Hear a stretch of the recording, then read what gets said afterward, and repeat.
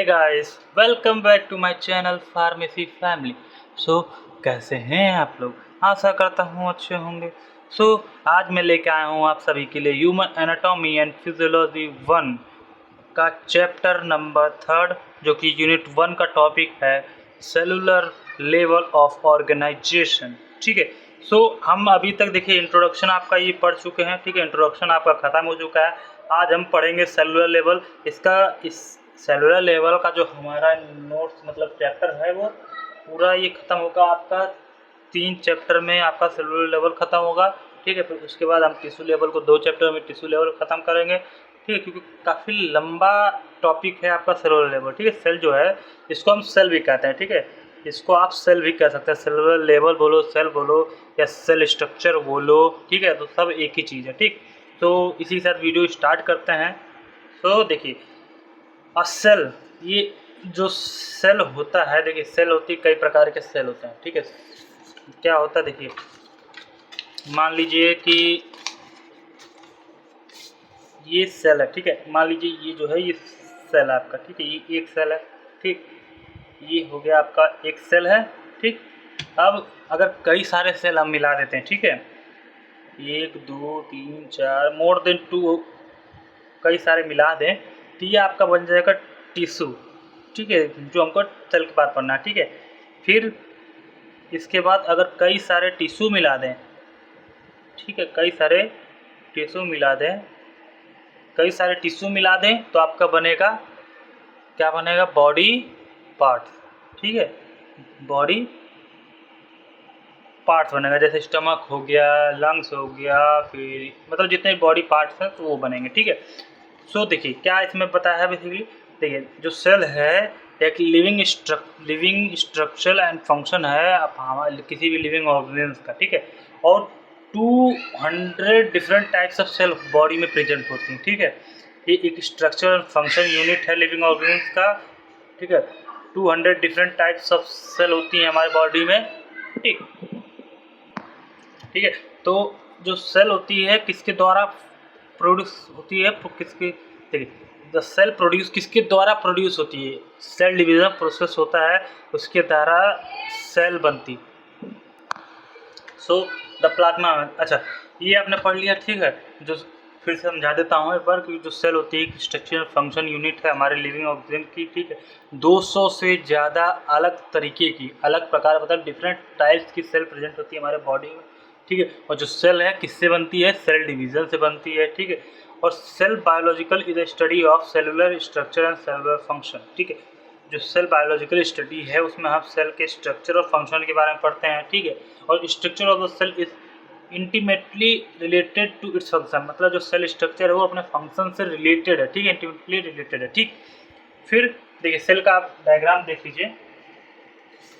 देखिए ये सेल है। ठीक है, कॉमन सेल है, ज़्यादा नहीं। इसमें देखिए सेल मेम्ब्रेन होती है। देखिए ये जो सेल मेम्ब्रेन क्या होता है, ये आउटर बॉडी का पार्ट होता है सबसे, मतलब जैसे हमारी स्किन हो गई ऐसे ही सेल का ये बॉडी किनारे का जो है पार्ट उसको हम सेल मेम्ब्रेन बोलते हैं। ठीक है, अब देखिए माइटोकॉन्ड्रिया क्या है, माइटोकॉन्ड्रिया देखिए 1 2 3 ये जितने हैं माइटोकॉन्ड्रिया को हम पावर हाउस बोलते हैं। ठीक है, पावर हाउस ऑफ सेल बोला जाता है। ठीक है, तो ये सेल का पावर हाउस होता है। ठीक है, अब देखिए लाइसोसोम होता है, न्यूक्लियस होता है, न्यूक्लियस होता है, न्यूक्लियर मेम्ब्रेन होता है। ठीक है, ये देखिए न्यूक्लियर मेम्ब्रेन मतलब देखिए ये जो है ये न्यूक्लियस है ये।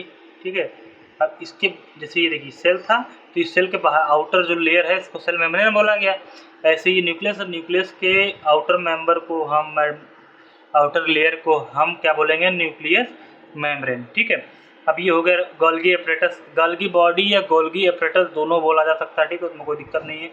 अब इसमें देखिए एक होता है स्मूथ एंडोप्लाज्मिक रेक्टिकुलम। देखिए मैंने प्रिंट निकाला तो क्लियर नहीं निकला है तो इसलिए मैंने लिख दिया है स्मूथ एंडोप्लाज्मिक रेक्टिकुलम। ठीक है, स्मूथ एंडोप्लाज्मिक रेक्टिकुलम, और ये है रफ एंडोप्लाज्मिक रेक्टिकुलम। ठीक है, तो ये क्यों है, ये रफ है क्योंकि देखिए जगह जगह डॉट देख सकते हैं, तो ये रफ होता है, मतलब स्मूथ हो गया कि एकदम प्लेन हो, स्मूथ हो, स्किन क्या हमारी स्मूथ है।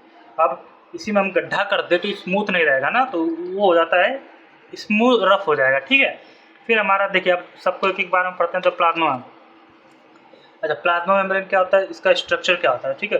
The membrane is compose by protein और लिपिड दोनों मिलके, ये जो प्लाज्मा मेम्ब्रेन है वो प्रोटीन और लिपिड के एक साथ आने पे मिलके जो फॉस्फोलिपिड बनाते हैं, फिर हमारा क्या बनता है, प्लाज्मा मेम्ब्रेन बनता है, ठीक है। फिर क्या करता है, ये एक साथ बाउंड हो जाता है, ठीक है, एक साथ बाइंड हो जाता है किसके द्वारा, नॉन कोवेलेंट फोर्स के द्वारा, ठीक है, नॉन कोवेलेंट फोर्स के द्वारा एक दूसरे के साथ बाइंड हो जाता है प्रोटीन और लिपिड, ठीक है।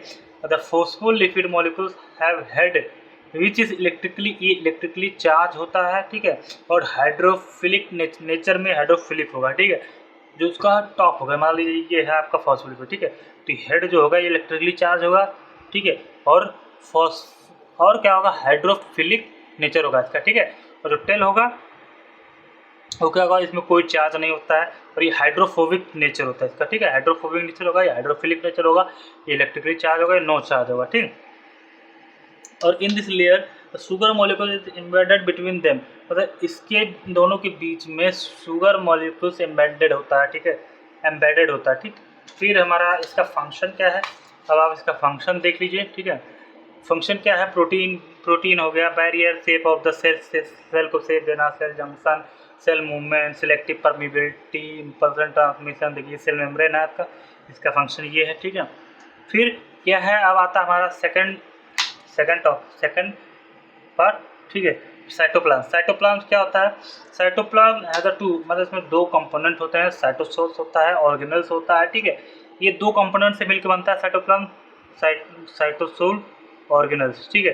साइटोसोल्स क्या होता है, it is a fluid protein, ठीक है, ये इट इज अ फ्लूइड, ये फ्लूइड पोर्शन है साइटोप्लाज्म का, that contains 75 to 90% of water, ठीक है।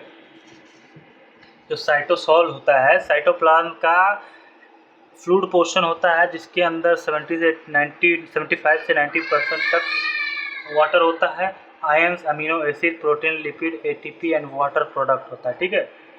फिर ऑर्गेनल क्या होता है, जिसमें ऑर्गेनल राइबोसोम होता है, एंडोप्लाज्मिक रेटिकुलम होता है, स्मूथ रफ दोनों होता है इसमें, ठीक है। फिर आता है गाल्गी एपरेटस, गाल्गी कॉम्प्लेक्स, माइटोकॉन्ड्रिया, न्यूक्लियस। समझ रहे होंगे कि इसमें क्या है, देखिए साइटोप्लाज्म क्या है आपका,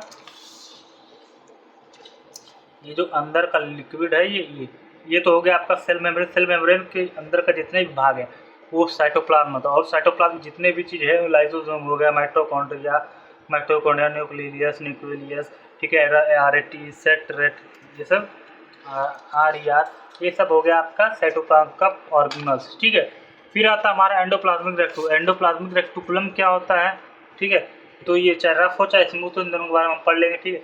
it is the series of interconnecting membrane canal in the cytoplasm, मतलब जो साइटोप्लाज्म में इंटरकनेक्टिंग मेम्ब्रेन है, मेम्ब्रेन कैनल होती है, ठीक है, ये उसकी एक सीरीज, ठीक।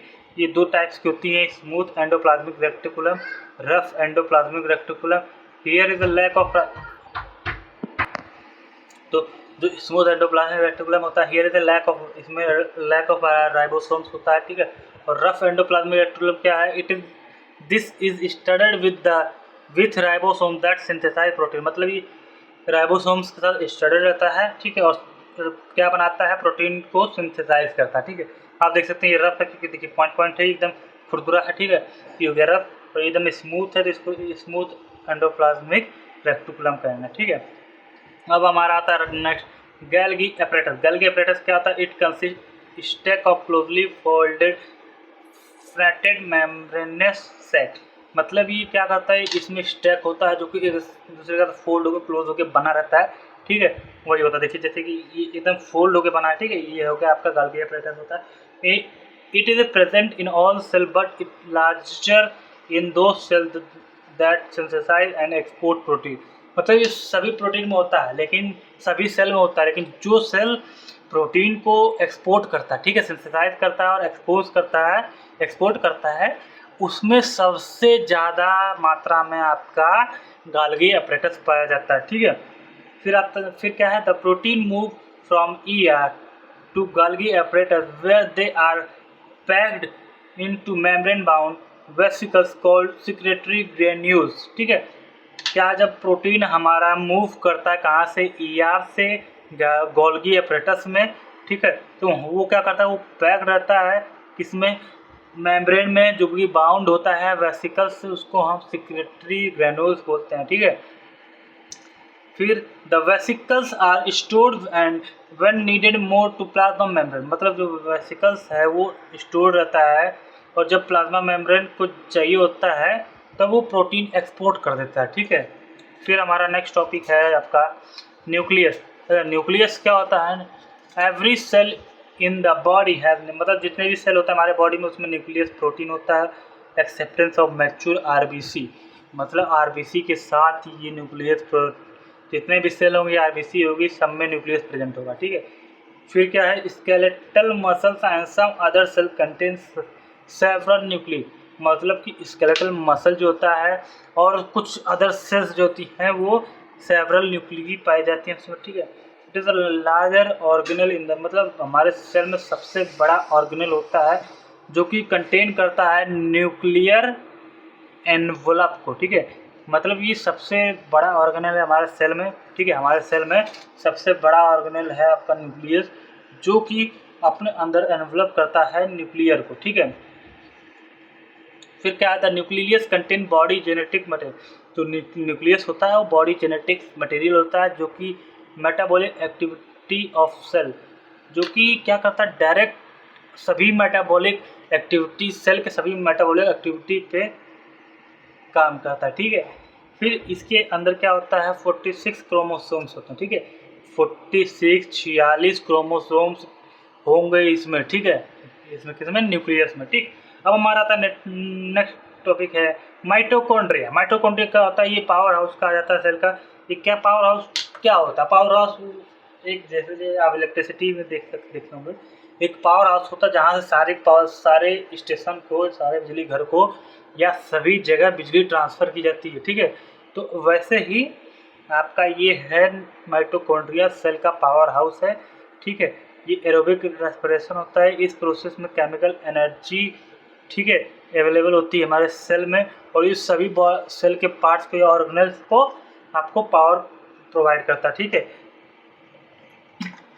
This energy is in the form of, ATP के फॉर्म एनर्जी होती है, और which release energy the cell break down, मतलब ये एनर्जी तब रिलीज करता है जब सेल जो होती है वो ब्रेक डाउन होता है, ठीक है। सिंथेसाइज, जब एटीपी सिंथेसाइज होता है तो मोस्ट एफिशिएंट होता है कब, फाइनल स्टेज में, एरोबिक रेस्पिरेशन के दौरान, मतलब जब एरोबिक रेस्पिरेशन होता है तो उसके फाइनल स्टेज पे बहुत ही ज़्यादा एफिशिएंट होता है, ठीक है।